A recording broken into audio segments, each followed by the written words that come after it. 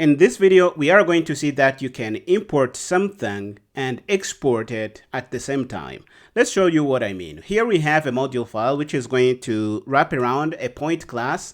This is going to be representing a point in a two-dimensional space, nothing new here. And it is a point class, but we can use this to set up a line class. And as you may already know, a line is made up of 2 points. So here we have a line class which is going to be made up of 2 points. This is a class we are modeling, but the main point here is that in this line module, to be able to use the point module, we have to import it, and it is what we do here.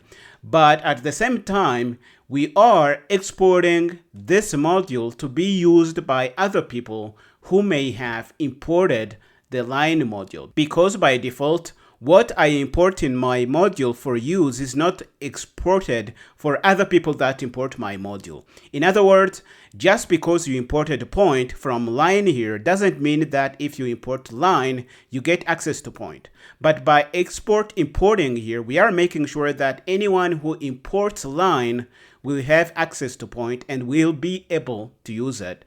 This is the main idea in this video here. Once you have your modules defined, you can head over in the main file. You see we are only importing line, but we will have access to point and be able to use it. Let's head over to our IDE and see this in action. Okay, here we are in our IDE. The project is 48.8 export import. We will be creating our files. Let's go to the repository and see the files that we have to deal with. I would recommend you read the README file here and see instructions on what makes up our project and what instructions we have to compile the files using any of the compilers that we have supported here.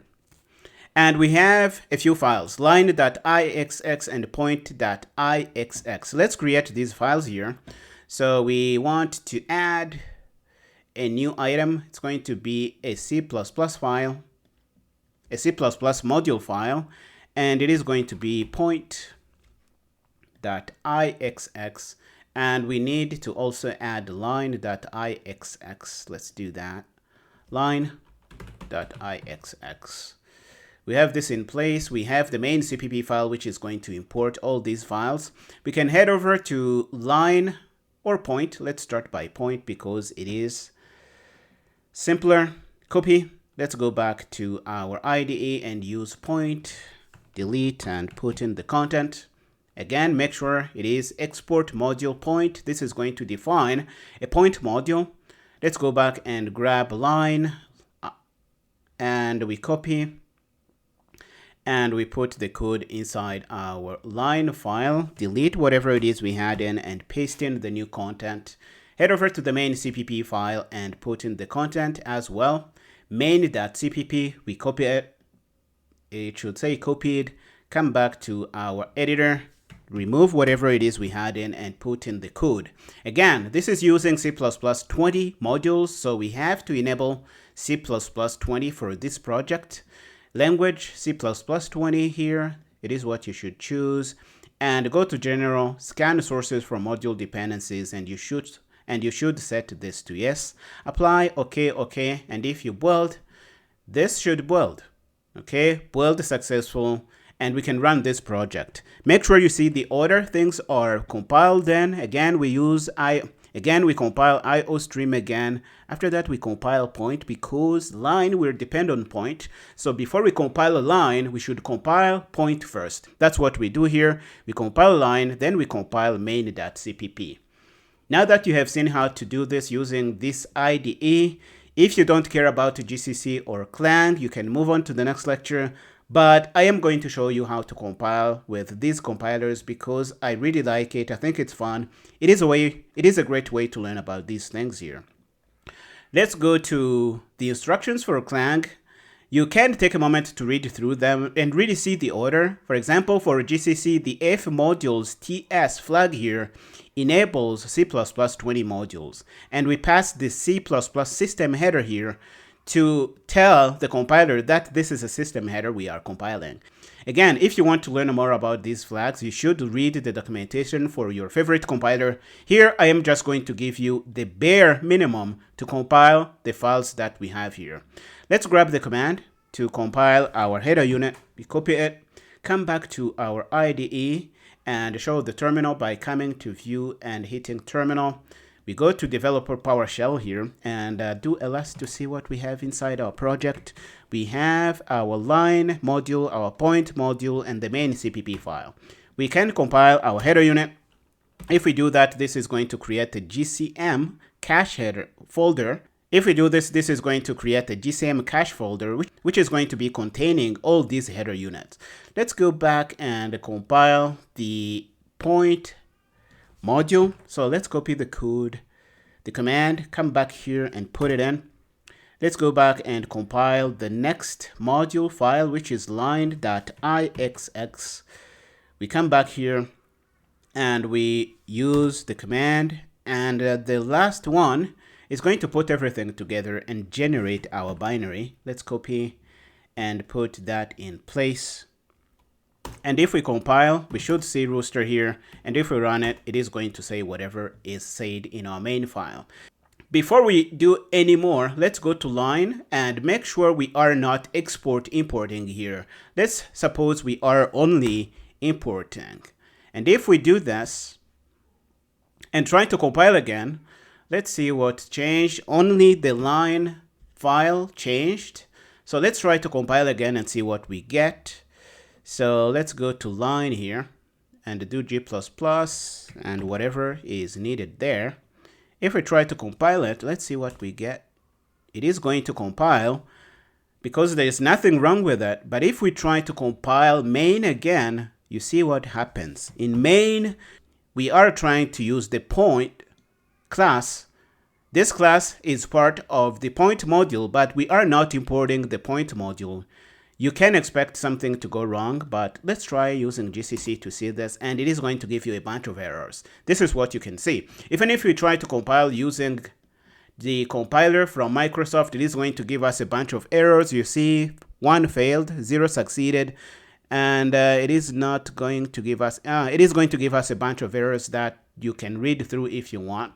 So if you want this to work, say export import, and it is going to import and export this for use by whoever might import the line module. Let's build again using the IDE from Microsoft. You can see that it is building. We can start without debugging to see our output. And if we compile again using the G++ compiler, let's go back and grab the commands. This may be tedious, but we need to do it. You really need this experience. Even if you do it once, it is going to help you out in your career as a developer. Many people will overlook this, but they really shouldn't. That's my opinion here. So let's compile the rooster binary, and it is going to probably go through. And if we have a problem, we'll try to fix it.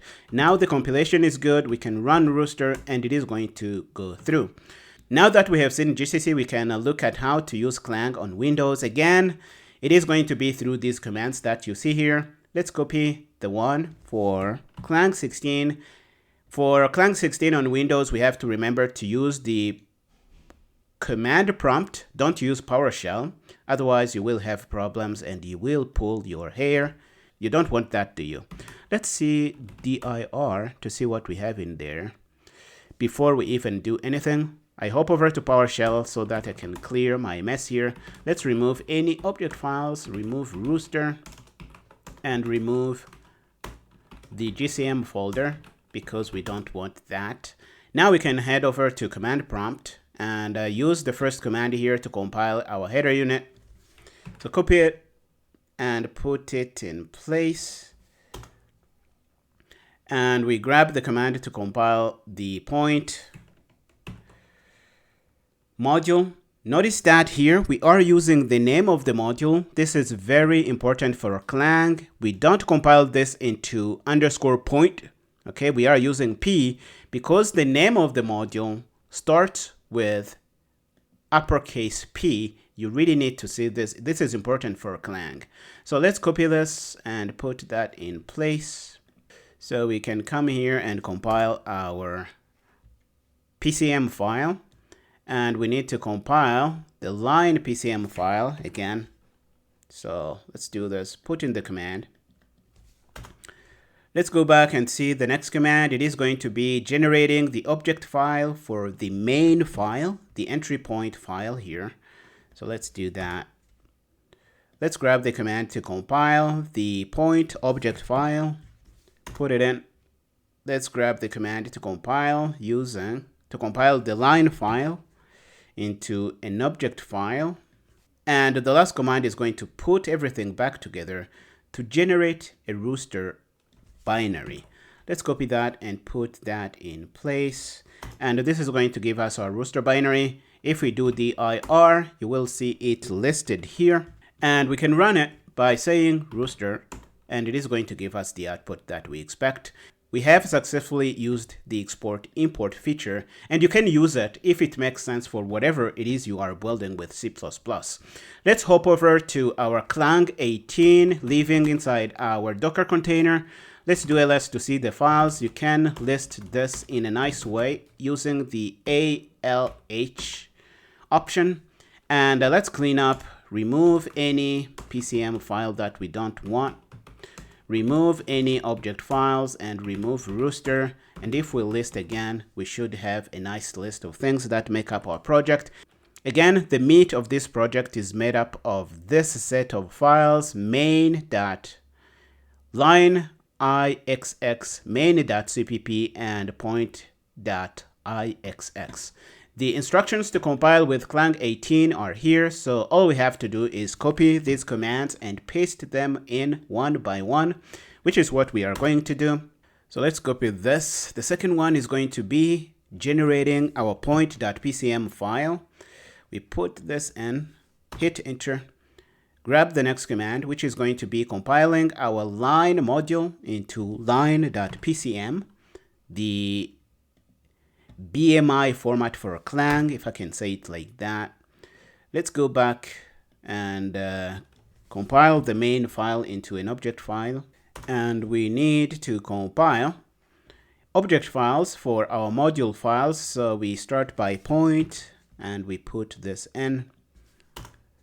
And we grab the command to compile line.o. We copy this and put that inside our terminal. And we grab the last command, which is going to be compiling the final binary. So let's do that and put that in place. Hit enter, do ls. We have our binary generated right here. And we can run it by saying rooster, and it is going to give us the output that we expect. You can try to remove the export here and see the errors you get with Clang, but I am going to leave that to you as an exercise. This is all I had to share in this lecture. I hope you found it interesting. I am stopping here, and I will see you in the next one.